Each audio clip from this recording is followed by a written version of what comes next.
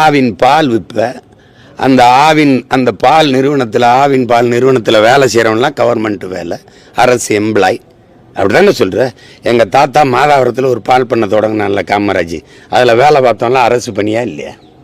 ஏன் முன்ன அதை மூடிட்டு டாஸ்மார்க்கில் சரக்கு ஊற்றி கொடுக்குறவன்லாம் கவர்மெண்ட் வேலையை வச்சுருக்க? இல்லை எம்பிஏ எம்எஸ்சி படித்தவன் வந்து வேலை செஞ்சுக்கிட்டு இருக்கேன். சாராயம் ஊற்றி கொடுக்குறத விட கேவலமாக போயிடுச்ச. சரி, நீ பால் விற்கிற, மாடுங்க? ஆவின் பால் விற்குதுல அரசு, எங்க? யாராவது இந்த கூட்டத்தில் கேட்கணும்ல.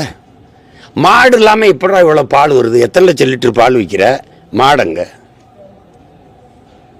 ஆனால் மாடு மேய்க்கணும்னா பழமைக்கு கூட்டிகிட்டு போகிறாப்புல.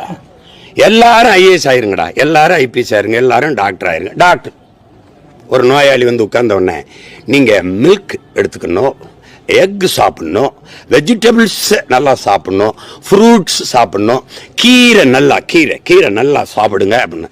அது எங்கேருந்து வரும் டாக்டர்? உங்கள் எக்கு மில்க்லாம் எங்கேருந்து வரும்? அது எங்கள் ஆத்தால இப்போ மேய்ச்சாத்தாயம் வரும். இது ஒரு ஈன கூட்டம்.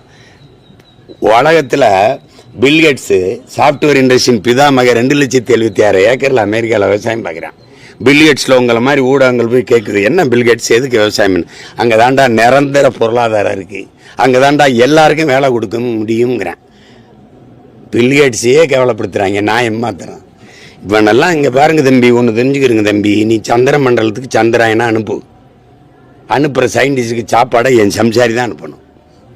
நீ விண்கலத்தை விண்வெளியில் ஏவு, விஞ்ஞானிக்கு சோறு என் விவசாயி தான் அனுப்பணும். இதை மூளையில் வச்சுக்கணும், புரியுதா?